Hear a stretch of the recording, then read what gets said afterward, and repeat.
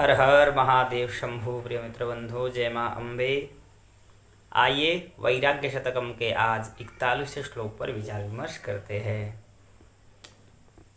गंगा तीरे हिमगिरिशिलाबद्ध पद्मासनस्य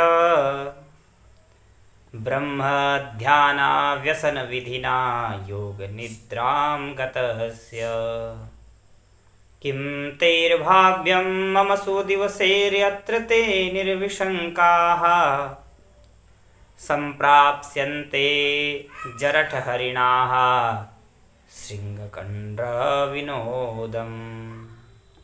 अर्थात गंगा तीरे हिमगिरिशिलाबद्ध पद्मासनस्य, अर्थात गंगा जी के तट का किनारा हो या हिमालय की शिला पर हम पद्मासन लगाकर परमपिता ब्रह्मा का ध्यान करें, परमपिता ब्रह्म का ध्यान करें, भगवान का ध्यान करें, भगवान की भक्ति करें, करता हुआ योग रूपी योग अवस्था में योग निद्राम गतस्य, या योग रूपी नींद में खो जाओ, योग निद्रा में समाधिस्थ हो जाओ।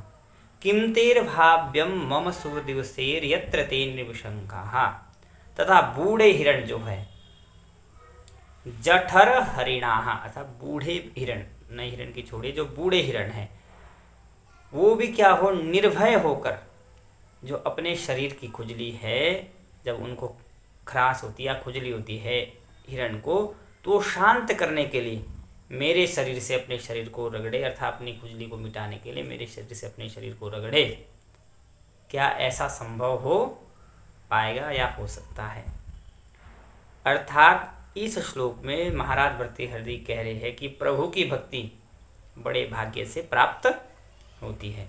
वे कहते हैं कि वह दिन कब आएगा जब हम गंगा नदी के किनारे, गंगा तट के किनारे हिमगिरी पर्वत पर बैठकर ब्रह्म की भक्ति में ध्यान मग्न होकर, अर्थात ध्यान अवस्था में हो जाए, ध्यान निद्रा में चले जाएं, और जो बूढ़ा हिरण है वो भी अपने शरीर की खुजली मिटाने के लिए अपने शरीर को मेरे शरीर से स्पर्श करते हुए, स्पर्श करके क्या करे, अपने जो शरीर की खुजली उसको मिटाए, लेकिन फिर भी मेरा जो ध्यान है वो टूटे नहीं, हम फिर भी ध्यान अवस्था में रहे। ऐसी स्थिति कब आए, वो हमारे लिए बहुत ही भाग्य की बात है।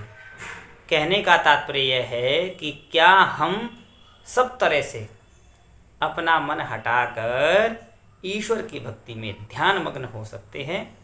वह दिन कब आएगा और हमारे लिए वो बड़ा ही सौभाग्य की बात होगी। तो भर्तृहरि जी ने इस श्लोक में प्रभु के ध्यान को सर्वस्व बताया था। प्रभु की भक्ति को पाना, प्रभु का ध्यान करना ही सर्वस्व मानते हुए बड़ा सौभाग्य की सराहना की है। हर हर महादेव शंभो।